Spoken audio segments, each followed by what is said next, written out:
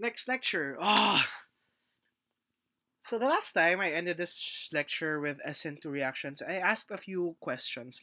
And one of those questions was that, what if instead of having the conditions that favored an SN2 reaction, which was, let's say, methylic or primary substrate and a polar aprotic, so non-protic solvent, what if, let's say, we reversed some of those factors? So what if I used a tertiary halide and a polar protic solvent? Okay, and the answer is pretty simple. Another kind of mechanism occurs. And what mechanism is that? That mechanism is called the SN1 reaction mechanism. Again, S stands for substitution, N stands for nucleophilic, and 1 stands for unimolecular, which means there's only one molecule involved in the most important chemical step. And what is that chemical step? The SN1 reaction is very, very easy, okay? Because the most important chemical step is simply, sorry, is simply this step right here. I have a leaving group, in this case a bromine, and that bond to the leaving group goes to that leaving group, and the leaving group, let's say the bromide, spontaneously leaves. So a spontaneous dissociation.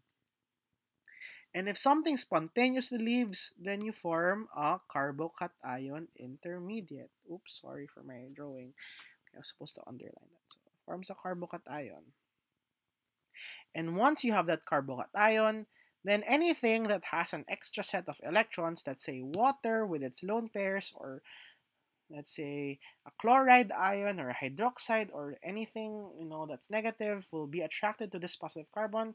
They can attack it, and then before you know it, after some workout steps, you now have a new kind of functional group attached where your leaving group was once attached. So simple as that. No? So again, the most important step in SN1 is the spontaneous formation of a carbocation. So a leaving group just decides, you know what, F it, I wanna go somewhere else, takes its electrons with it, bye-bye, bromide or tosylate or whatever, leaves carbocation. Something else I wants to attract or attracted to the carbocation attacks the carbocation, so your nucleophile attracted to the positive carbon goes bye. Tapos. Now, remember with an SN2 reaction, we had their substances, they would interact and form a transition state for that backside attack, and then eventually you'd have your products. It would be a one-step reaction. An SN1 reaction, however, is slightly different. I have my first important step, which is actually just the X or the leaving group leaving on its own. So I'd have a transition state here wherein that bond to X is already slightly breaking and I'm starting to form a carbocation. And then I do form a carbocation, and a carbocation is what we call an intermediate. So it's another parang product thing here. But again, carbocation is a high energy product.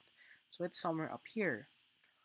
A nucleophile starts to approach that carbocation and starts to form a bond, so another transition state here, before actually forming the bond and stabilizing the molecule.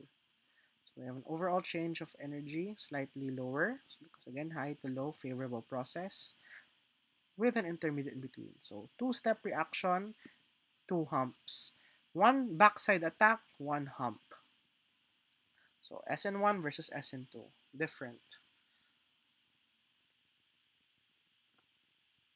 Now, remember with SN2, you'd have 100% inversion. So again, you'd have that umbrella flip.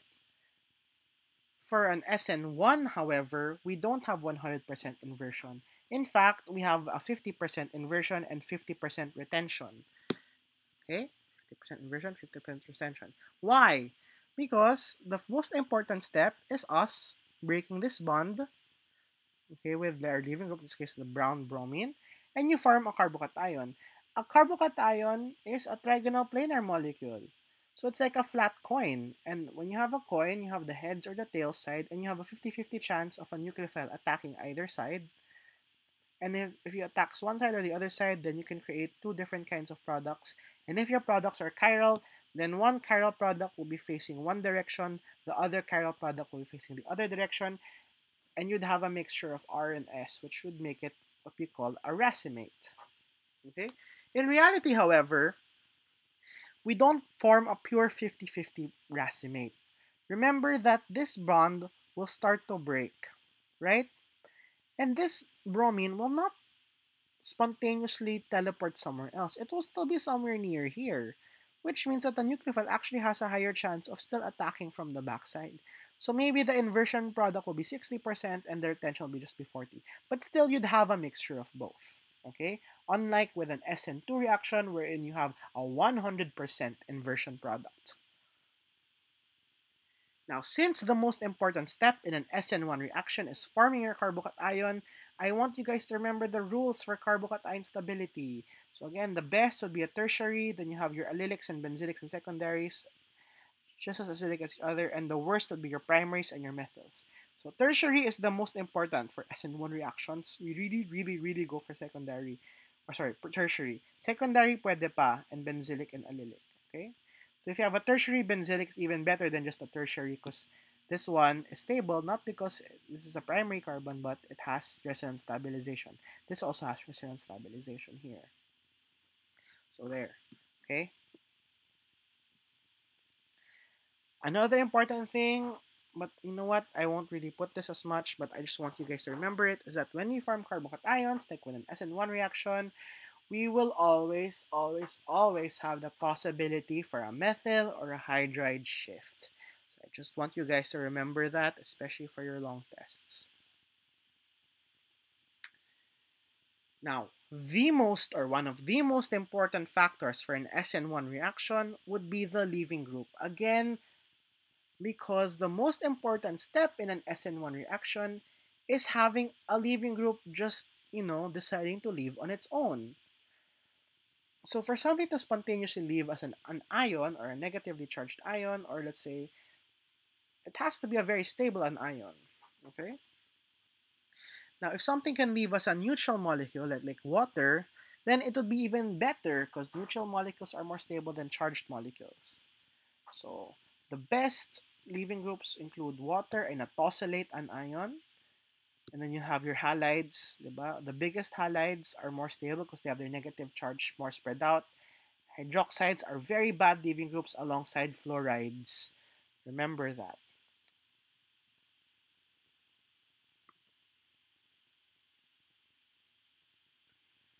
Again, you might ask, where does a water leaving group come from? Like I've taught in the SN2 reaction lecture, water actually comes from protonated alcohols. So if I carry out my SN1 reaction in an acidic environment, let's say I have an alcohol and then I have an acid, then we protonate those alcohols and they turn into OH2 plus groups. And OH2 plus groups can easily spontaneously leave as water, forming a carbocation. So this is the important step in your SN1 reaction. This is like a pre-step. This is the first step of SN1. And now your incoming nucleophile can attack that carbocation. Okay? Another interesting fact is that unlike in SN2 reactions, in an SN1 reaction, the incoming nucleophile does not have any preference for a nucleophile. So, maski na weak nucleophile, yan, kayang-kaya. In fact, water can easily attack a carbocation even if water is not negatively charged. So, the lone pair of the oxygen in water is already negative enough to attack a carbocation. So, like, take for example this figure here. I have 2-methyl propantool, tertiary alcohol, or tert-butanol, diba? HX. What happens first? The acid in HX protonates the OH group and turns it into a very good leaving group, which is just OH2 plus, or to leave as water. Spontaneously leave forms a carbocation. Since that's the most important step, the halide had nothing to do with that. And so, no matter what the identity of the X is, for so long as they're all negative, so negative, negative, negative, right? They can all attack the carbocation with exactly the same rate. So they're just as reactive as each other. Okay, an important thing though is that for your nucleophile, you just have to make sure it isn't basic. So again, remember this table I showed before. So things like hydroxides or alkoxides or rather deprotonated alcohols tend to be basic. Ammonia is basic. Amide is a very strong base. Because again, if we don't use a nucleophile and if we use a base, bases simply grab protons. And if you grab protons, another kind of reaction happens. Not anymore a substitution reaction. So we'll get to that later. Another important thing is that, again, the solvent can change the reaction or can affect the reaction. So for an Sn2 reaction, remember, we did not want to form a solvent cage around our nucleophile, which is why we did not want to use a polar protic. Believe it or not, for an Sn1 reaction, we actually want to form a solvent cage. Not so much necessarily around the nucleophile, but we want to form a solvent cage around our carbocation. Because if we form a solvent cage around the carbocation, you can actually stabilize it even more. And so the more stabilized the carbocation is, the more easily it forms, the more SN1 we do. Okay? So in the case of an SN1 reaction, we actually want polar protic solvents. So water, alcohol, ammonia, as you know, you name it, they're all, as long as it has an OH or an NH bond, it's good for SN1 reactions. So here's a summary for SN1 reactions. Again, for substrate, we prefer tertiary, secondary, allylic, or benzylic. Okay, secondary is in between, but allylic and benzylic are okay. Leaving groups are very important. So tosylates, water are the best leaving groups, and your halides as well. Because the most important step of an SN1 reaction is having a leaving group decide to just leave on its own. Another interesting fact, again, nucleophiles do not affect the rate of your SN1 reactions at all. Lastly, the solvent, okay? The solvent has to be polar protic. We want to form a solvent cage around your carbocation. And another thing I forgot to put here is that there is no 100% inversion for an SN1. You form a 50-50 product more or less because the incoming nucleophile can attack your carbocation from the front or from behind. So again, just like with SN2, I want to show you an animation summary.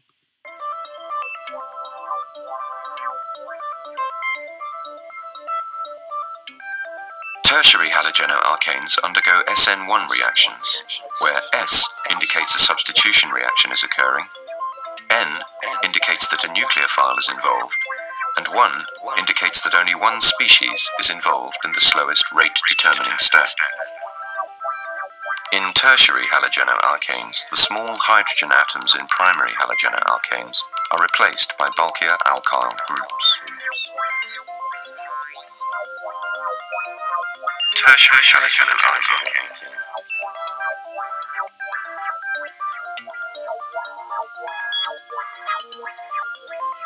The bulky alkyl groups do not allow attacking species to approach the central carbon atom.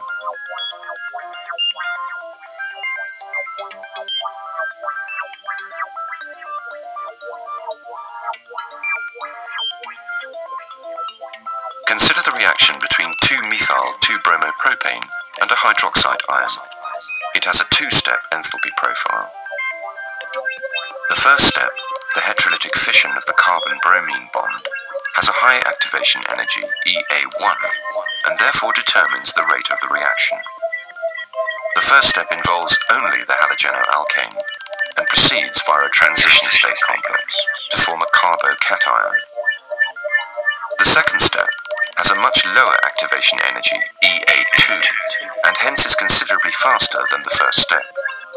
The carbocation reacts with a nucleophilic hydroxide ion via a second transition state to form the product 2-methyl-propan-2-ol.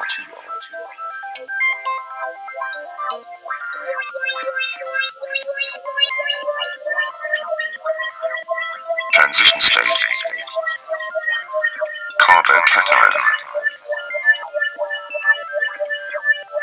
EA2.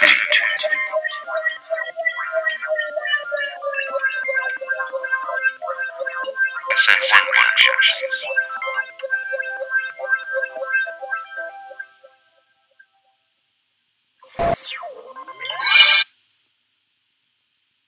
So just like the last time, let's try an exercise, okay? So I want, again, you guys to arrange the following sets of compounds with the reactivity for Sn1. So set A, set B, and set C. So I want you guys to pause this video and try to figure things out yourselves, and then I'll help you guys answer it on your, or rather, on this presentation. So for letter A, we have a tertiary chloride, and then an amine, a primary amine. Right off the bat, we know that amines will leave as an amide. Since it didn't specify it was acidic, so this one's not protonated.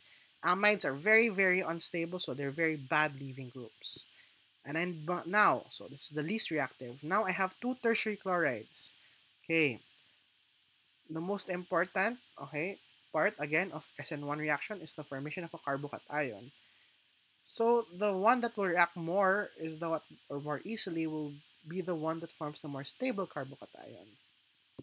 This is a tertiary carbocation if once this chlorine leaves. It's also a tertiary carbocation once this tertiary chlorine leaves. But primary, secondary, tertiary, those are all with those are all pertaining to just inductive effects. But again, remember for charge stabilization, aside from inductive effects, you also have resonance. So none of these have resonance effects. But once I form my carbocation here, it's actually beside this benzene ring. We can actually push electrons everywhere. So kayo bahala doon, you can do that on your own and show that the positive charge of this carbocation can be spread here, making this the most reactive for Sn1, followed by this, and this with the worst leaving group would be the least reactive. Okay, letter B. They're all tert-butyl chloride, tert-butyl bromide, and a tert-butanol, so alcohol. So since they're all tertiary, the only effect we have to test here will be your leaving groups. So hydroxide is the worst leaving group here.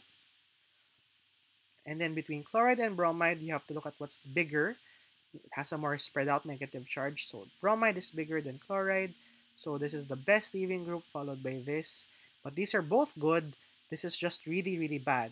Question, how do we make the hydroxide into a very good leaving group or the alcohol into a very good leaving group? We acidify the reaction because now it becomes water, which is a neutral leaving group. That's even better. I have a benzylic, I have a secondary, and I have a tertiary with all phenyl groups. Okay, which is the best? They're all bromides.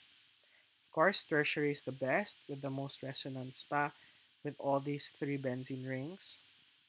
Secondary with resonance effects or primary with resonance effects. Of course, secondary with resonance effects is second best, and this is the least best. Okay, so there.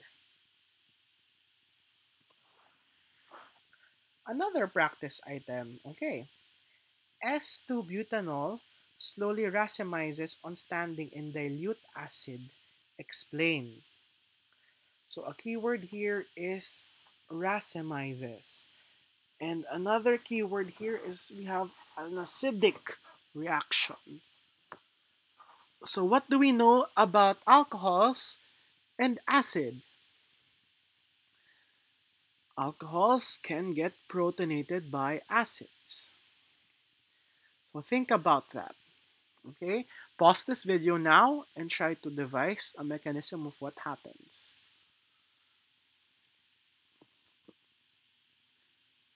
Okay. So what happens is actually pretty simple. I have S2-butanol, so shown in dash wedge convention up here. It grabs a proton from acid, okay. Once it's protonated, the alcohol is now a very good leaving group and can easily leave. So as water forming a carbocation. In my reaction, I only just have water and alcohol. So if an alcohol attacks this, we form an ether, but mostly we attack water. Carbocations are flat. If I attack from one side or the other, I'll end up with either. So you follow these steps. My R or my S alcohol once more. So it's an alcohol going back to an alcohol. Okay? Simple as that.